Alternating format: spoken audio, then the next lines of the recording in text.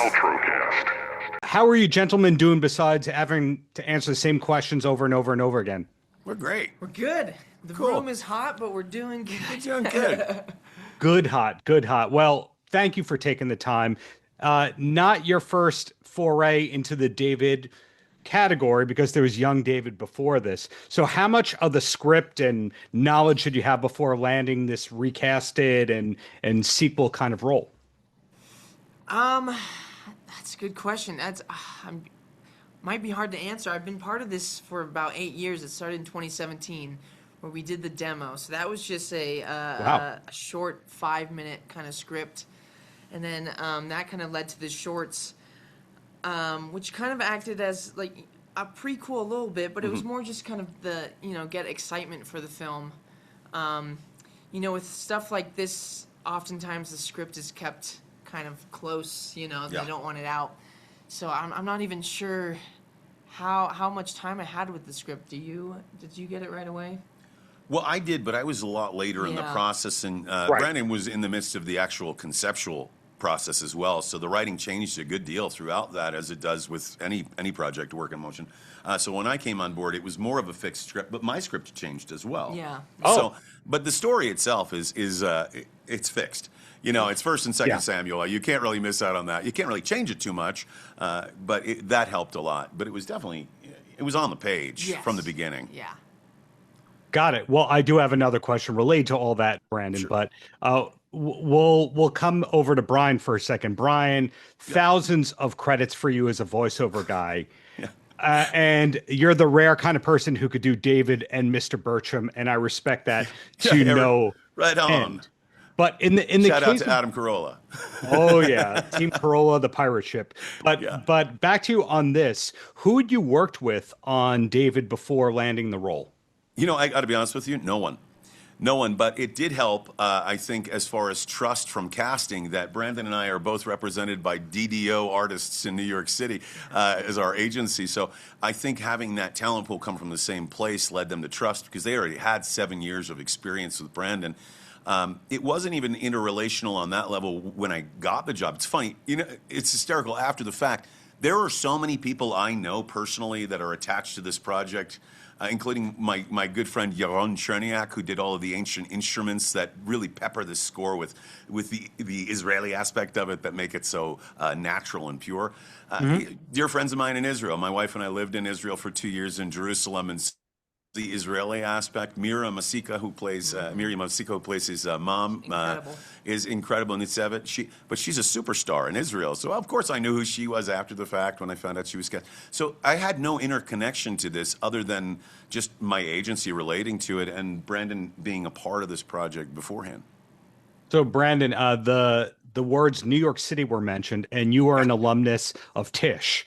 Yeah. And one of my points of curiosity is how many showrunners and stars and people running the business right now are Tisch alumnus. Who are some of the people that you went to Tisch with that we may know? Oh man. And it's fine if the answer is nobody. I'm the biggest star you've ever seen. That's fine. I am the greatest. No, I'm not. Miles Teller was in my program. Who? Miles Teller. Never heard of him. He's. I think he might have been a senior when I was a freshman. I did 2 years of musical theater, and then 2 years of TV film acting. But I mean, so many people on Broadway and in this industry. NYU's a very incredible kind of filter into the industry, and I was very thankful I went there because that's where I did my first voiceover class. I wasn't really, planning getting into voiceover, but I had Andy Roth, casting director. Do you know Andy? Yes. Okay, great. But yeah, I got into that, and that's kind of how I fell into it. So it wasn't really planned, but I'm very thankful for NYU and all the opportunities it gave me. Yeah. And Bull Run is another recent project of yours that is New York related in a way. So the last question to both of you, being mindful of your time here, besides David and its greatness, and hopefully we get more sequels in this process, Brandon, are we allowed to know where we're going to see you next, or just David's the swan song and you're retiring? I'm gonna retire. No. I did it all. I just did a movie, on-camera movie in September and October called Mick Skylark Mini Golf Prodigy. I play Mick Skylark, the mini golf prodigy. David Keckner is my mini golf coach.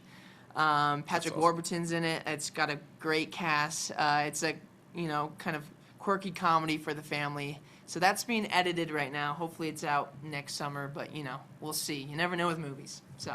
Oh, yeah. And Warburton, Brandon, Brian worked with him on the aforementioned Mr. Bircham. Yeah.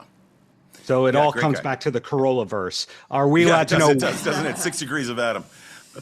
Are we allowed to know what's next from you, Brian, or it's just all David all the time, forever? No, and ever? I can tell you some of the stuff I'm doing. I'm still in the midst of. I'm a part of another Angel project called The Garden. It's Butch Hartman's latest cartoon. I play the boss, and I work with James Arnold Taylor, Obi-Wan Kenobi from all the Clone Wars, and Christina Medina, who's Poison Ivy for DC. On that project. But I have some AAA stuff happening in the video game world, which is really where my wheelhouse usually sits. I'm in probably every video game that anybody's ever played from All like Stars, a certain point through here. Yeah, it's kind of ridiculous. But I have a couple of AAAs that I've done recently that if I tell you what they are, my family would be in peril.